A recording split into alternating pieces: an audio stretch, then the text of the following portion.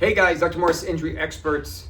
So we heard a couple minutes ago that JJ McCarthy struggled in week 2, secondary to a previously injured ankle that he suffered in week 1. Now, we didn't hear anything about it until right now.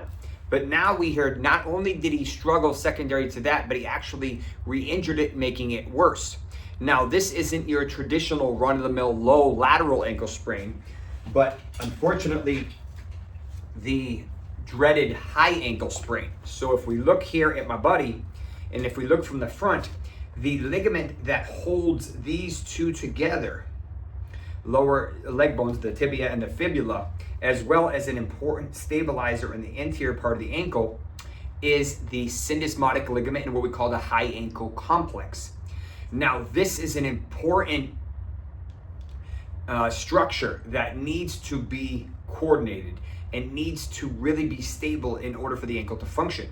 Unlike a lateral ankle sprain, which isn't particularly concerning even when it's advanced, a moderate to severe ankle sprain of the medial or high ankle variety is much, much worse. Now, the high ankle ligaments, the problem with them is they're what we call rotational injuries. So when you're trying to run straight, they're not particularly concerning once they start healing up. But when you plant and try to change directions or rotate, that's when the high ankle ligaments are the most important. So the goal of that syndesmotic ligament is to keep those joints, those ankle bones at the ankle joint together. Now, the more they're sprained, the more those separate and the more injury or pain you have in the ankle joint. So traditionally with a grade or type 2, which is reportedly what he's dealing with based on the information we've given, we can see that when you put your foot down, the ankle bones, the shin bones are going to shift, causing pain at the ankle mortise or the joint, which causes a lot of pain. Now, this usually takes at least 2 weeks, sometimes up to 4 weeks, for a grade 2 or a partial tear to function, to be able to cut and run and rotate.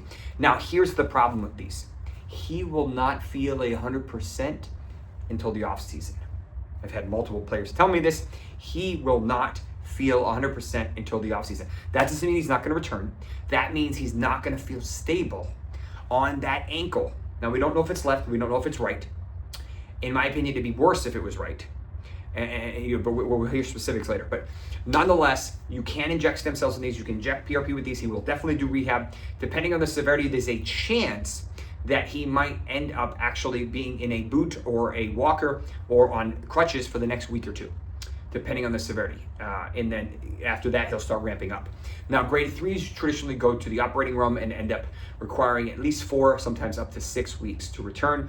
The grade 1s and grade 2s usually stay out of the operating room and usually return anywhere between 2 weeks for super mild up to 4 to 5 weeks for more moderate. Remember, the Vikings are flying internationally, so that may make it a little bit challenging. So Carson Wentz is going to take over, and that may or may not be good for this offense. They've already lost Aaron Jones, secondary to a hamstring injury. So this week, playing against the Bengals, it's going to be backup against backup. But I'll give you more information when we hear it. But unfortunate injury for JJ McCarthy coming off that significant knee injury in 2024.